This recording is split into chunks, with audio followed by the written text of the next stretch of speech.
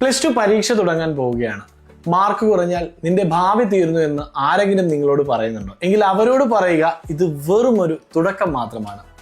ഈ ഫെബ്രുവരി മാസത്തിൽ നമ്മുടെ നാട്ടിലെ ലക്ഷക്കണക്കിന് കുട്ടികൾ അനുഭവിക്കുന്ന ആ മാനസിക സമ്മർദ്ദം എനിക്ക് നന്നായി അറിയാം. ഭക്ഷണം കഴിക്കാൻ പോലും തോന്നാത്ത, ഉറക്കം നഷ്ടപ്പെട്ട രാത്രികൾ, പരീക്ഷാഫലം വരുമ്പോൾ മാർക്ക് കുറഞ്ഞു പോയാൽ വീട്ടുകാരെന്ത് പറയും, നാട്ടുകാരെന്ത് വിചാരിക്കുമെന്ന പേടിയാണ് പലരെയും തളർത്തുന്നത്. ഈ പേടി കാരണം നന്നായി അറിയാവുന്ന കാര്യങ്ങൾ പോലും പരീക്ഷാ ഹാളിൽ മറന്നു പോകുന്ന കുട്ടികളുണ്ട്. ഒരു കാര്യം ഉറപ്പിച്ചു പറയാം, നിങ്ങളുടെ പ്ലസ് ടു മാർക്ക് ഷീറ്റ് അല്ല നിങ്ങൾ ആരാണെന്ന് തീരുമാനിക്കുന്നത്.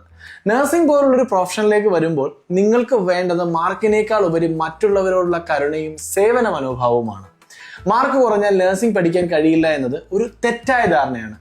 റൈറ്റ് നഴ്സിംഗ് അഡ്മിഷൻ വഴി മാർക്ക് അല്പം കുറഞ്ഞ കുട്ടികൾക്കും മികച്ച കോളേജുകളിൽ അഡ്മിഷൻ ഗൈഡൻസ് ഞങ്ങൾ നൽകാറുണ്ട്. അതുകൊണ്ട് പരീക്ഷയെ ഒരു യുദ്ധമായി കാണാതെ നിങ്ങളുടെ കരിയറിലേക്കുള്ള ഒരു ചെറിയ ചവിട്ടുപടിയായി മാത്രം കാണുക.